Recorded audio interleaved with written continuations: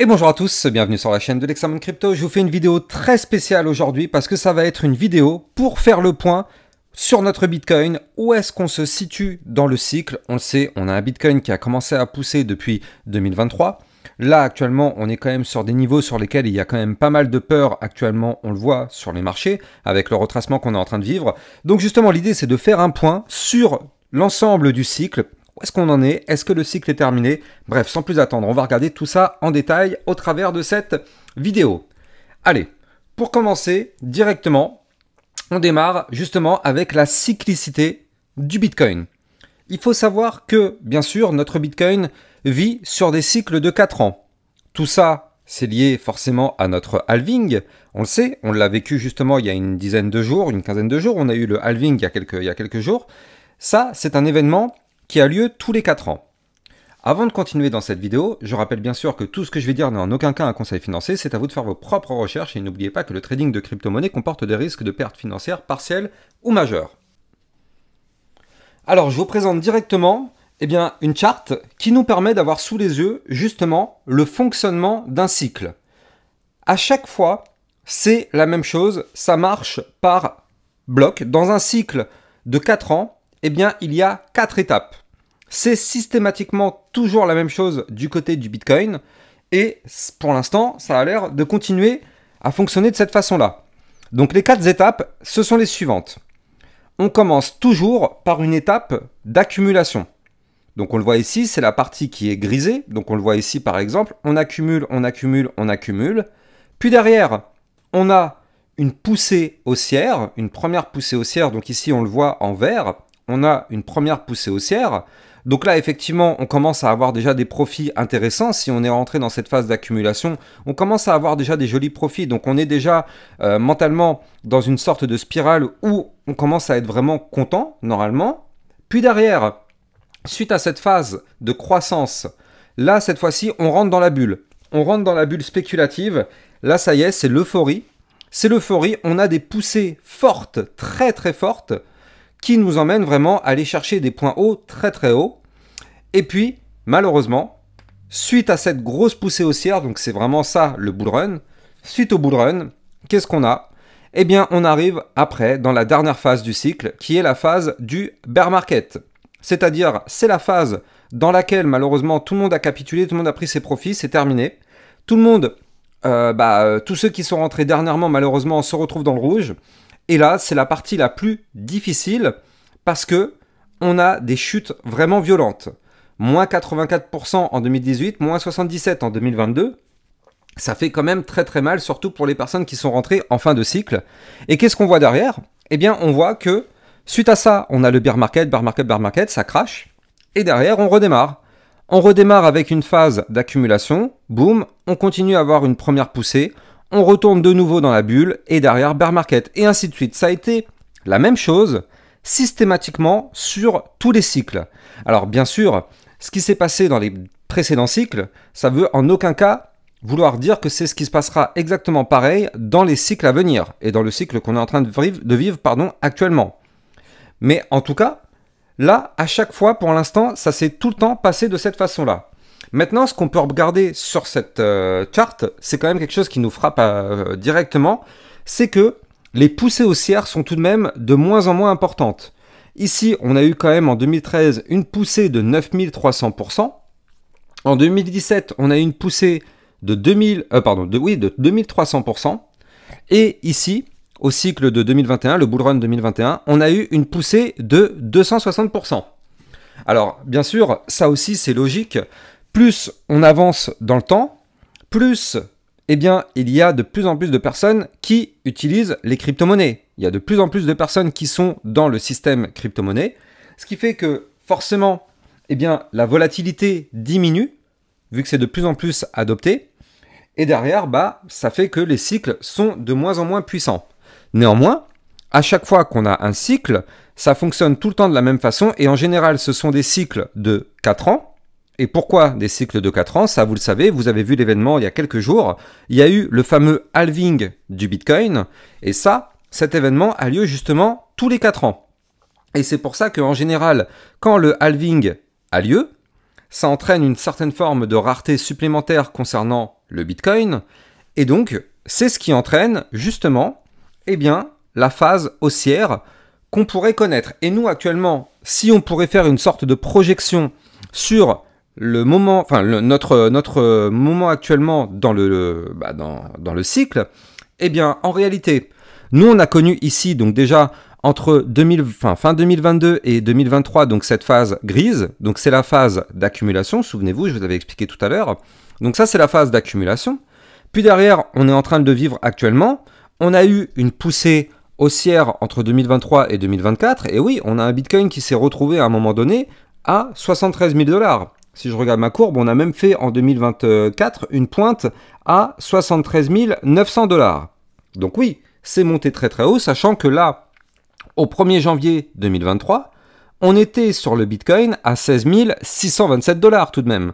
16 627 $. Donc on a eu déjà effectivement une belle poussée haussière d'environ 350% du côté du Bitcoin. Donc effectivement ça c'est vraiment notre partie verte qui est là. Et puis derrière, normalement, si le cycle continue, on devrait avoir justement cette phase ascendante et euphorique qui devrait arriver pour ensuite malheureusement avoir de nouveau un bear market. Et donc si on continue avec les dates, en théorie, ça voudrait dire que justement, le bull run pourrait aller jusqu'à 2025, mi-2025. En général, c'est vrai que l'été, c'est souvent mort, et à la rentrée, c'est là où c'est souvent aussi des moments où ça reprend de plus belle. Donc, ça pourrait effectivement matcher avec nos dates. En tout cas, 2025, on aurait notre top du cycle, potentiellement soit au premier semestre, enfin oui, c'est ça, sûrement au premier semestre, voire même pourquoi pas début de semestre 2, mais bon, ça encore une fois, c'est sans des prévisions. Et puis derrière, malheureusement, fin 2025-2026, boum, on pourrait se retrouver dans cette phase bear market, dans laquelle, eh bien malheureusement, là, on connaîtra crash sur crash, avec un Bitcoin qui chutera. Alors, ce qui est bien là aussi, c'est qu'en théorie, si on suit la courbe, on a fait un moins 87% en 2014, moins 84 en 2018, moins 77 en 2022, donc potentiellement, eh bien, le prochain bear market sera moins violent que celui qu'on a connu les autres années. En tout cas, à prendre avec des pincettes, mais c'est hyper intéressant, je trouve, comme chart, pour bien comprendre le fonctionnement du marché. Maintenant, on va corréler ça justement à notre graphique qui présente la psychologie de marché. Avant de continuer tout ça, je rappelle que si vous voulez investir sur du Bitcoin, vous allez découvrir en description de cette vidéo mon lien de parrainage Binance qui vous permet d'obtenir un bonus à vie de 10% sur vos frais de trading. Donc n'hésitez pas à taper dedans. Binance étant une plateforme enregistrée PSAN auprès de l'AMF, ça veut dire que cette plateforme ne risque pas d'être bannie, fermée ou bloquée par l'AMF, en tout cas en France.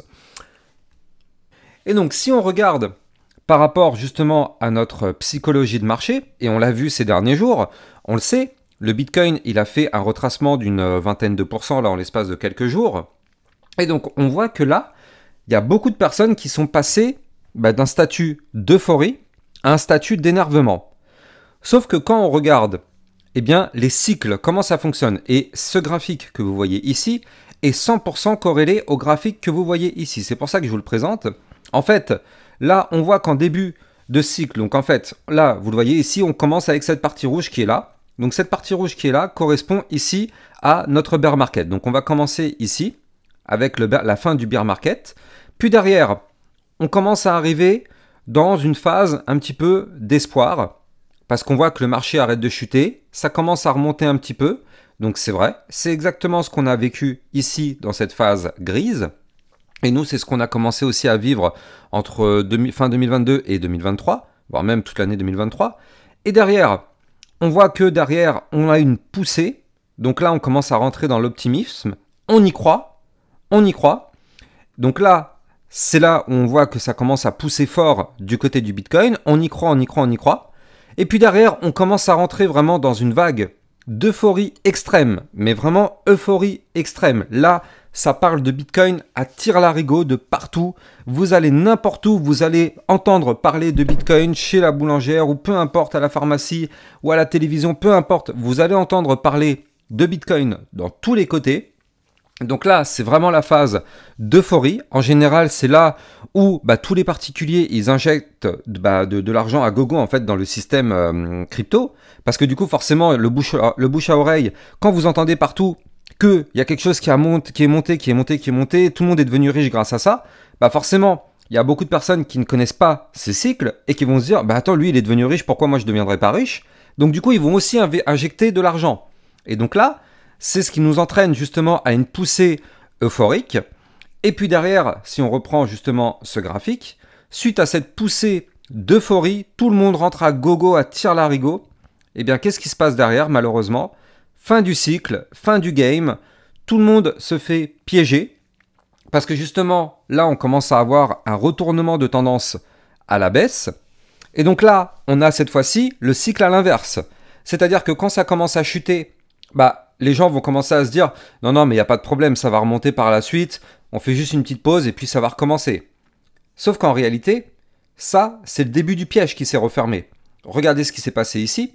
On a eu la phase derrière, eh bien, orange, donc la phase vraiment de pump vraiment euphorique.